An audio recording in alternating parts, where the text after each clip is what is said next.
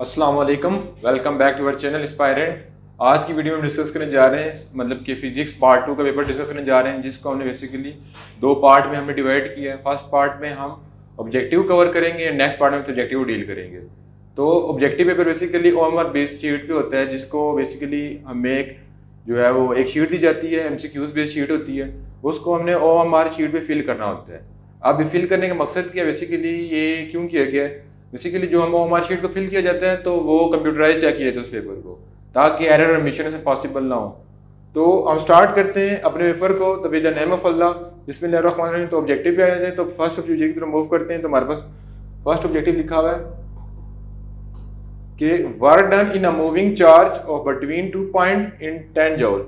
हमारे पास work done हो रहा है दो पॉइंट के दरमियान। लेट्स सपोज मेरे पास एक पॉइंट ए है, दूसरा पॉइंट बी है, दो पॉइंट के दरमियान वर्क डन हो रहा है। वर्क डन कितना हो रहा है? 10 joule. What is the potential difference between 2 point? तो पोटेंशियल डिफरेंस कितनी होगी वो कैलकुलेट कर लेनी है। तो पहले मैं फार्मूला देख लूंगा कि V इज इक्वल टू, हमारा फार्मूला था कि W is equal to del V into Q। अब इस फार्मूले के तहत हमने फाइंड करना है पोटेंशियल डिफरेंस। तो पोटेंशियल डिफरेंस का फार्मूला देगा del V is equal to W divided by Q। हमारे पास वर्क डन क्वेश्चन में गिवन है 10 जूल। 10 जूल पुट कर लिया और हमारे पास चार्ज गिवन है 6 कूलम। 6 कूलम पुट कर लिया। जब हम 10 जूल और कूलम को डिवाइड करेंगे 6 कूलम, तो हमारे पास आंसर आ जाएगा 1.666। कंटिन्यू होगा जो कि नॉन रिकरिंग है। तो हमारे पास जो लास्ट ऑप्शन है वो है 1.66 वोल्ट आ जाएगा।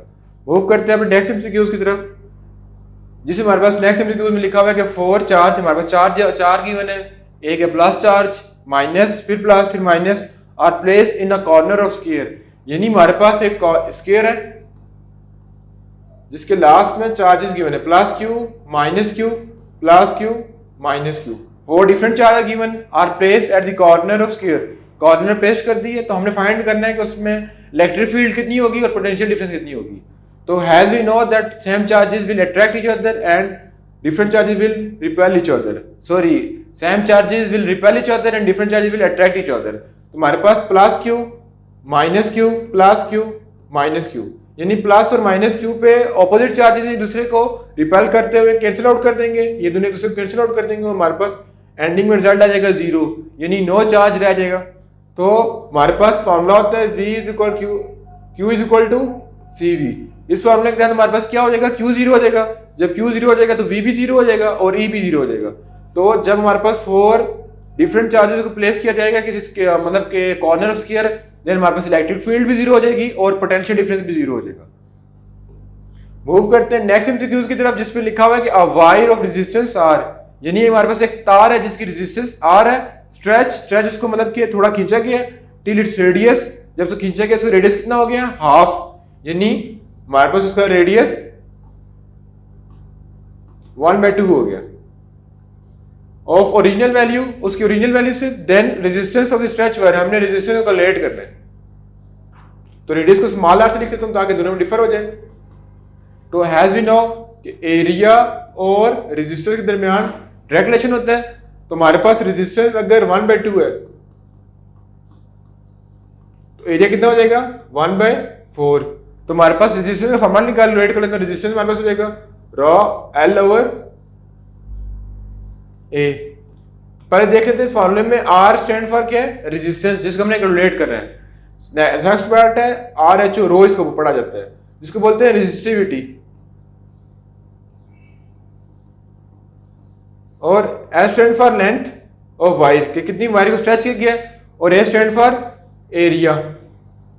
वैल्यू पुट कर लेते हैं। हमारे पास बेसिकली L हमारे पास हो जाएगा 1/4, एरिया हो जाएगा L हो जाएगा L is equal to 4 time of L और एरिया हो जाएगा 8/4। सो इसकी कैलकुलेशन कर लेते हैं।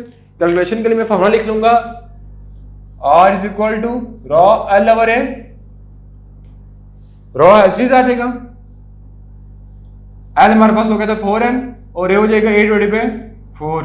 ये नीचे 4 डिवाइड हो रहा है तो ऊपर जाके क्या हो जाएगा? Multiply 4 into rho 4L divided by A। 4 common ले लेंगे तो 4 into 4 16 rho L over A। As we know rho L over A is equal to resistance, तो उसकी जगह रेजिस्टेंस पुट कर लूंगा।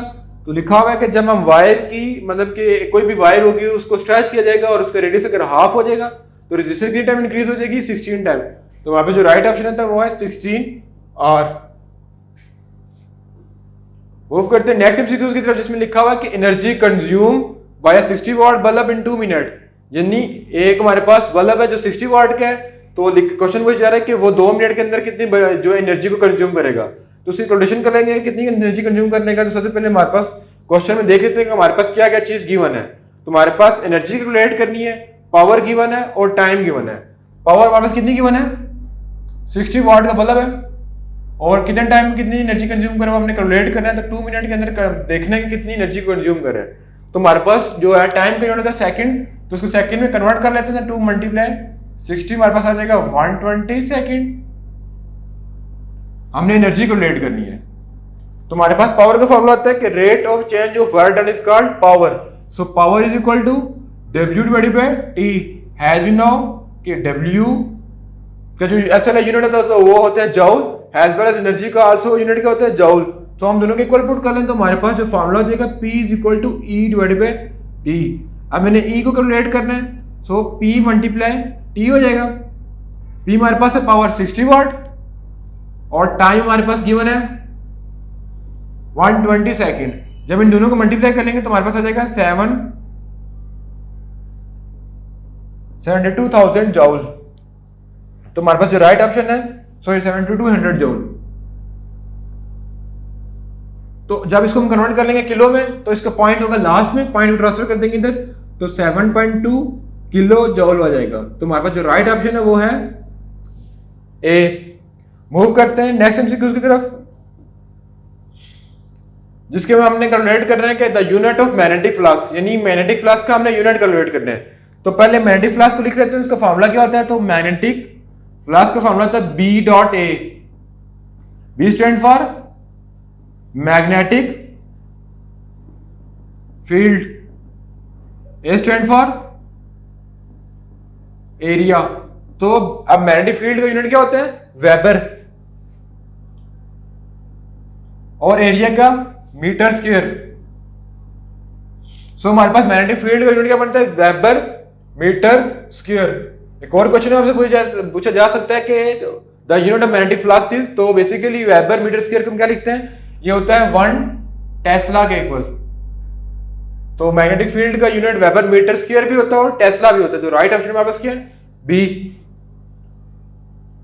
मूव करते हैं अपने नेक्स्ट एमसीक्यू की तरफ जिसमें हमारे पास गिवन है कि the working principle of galvanometer is based upon. यानी हमारे पास 4 डिफरेंट ऑप्शन गिवन है, हमने बताना है कि बेसिकली गैल्वेनोमीटर कौन से प्रिंसिपल वर्क करता है, इधर टॉर्क पे, मोमेंटम आर पे, फोर्स पे या इंपल्स पे। तो बेसिकली जो है हमारे पास गैल्वेनोमीटर डिफ्लेक्शन शो कर रहा होता है, डिफ्लेक्शन अपने एक्सिस से गिर शो कर रहा होता है।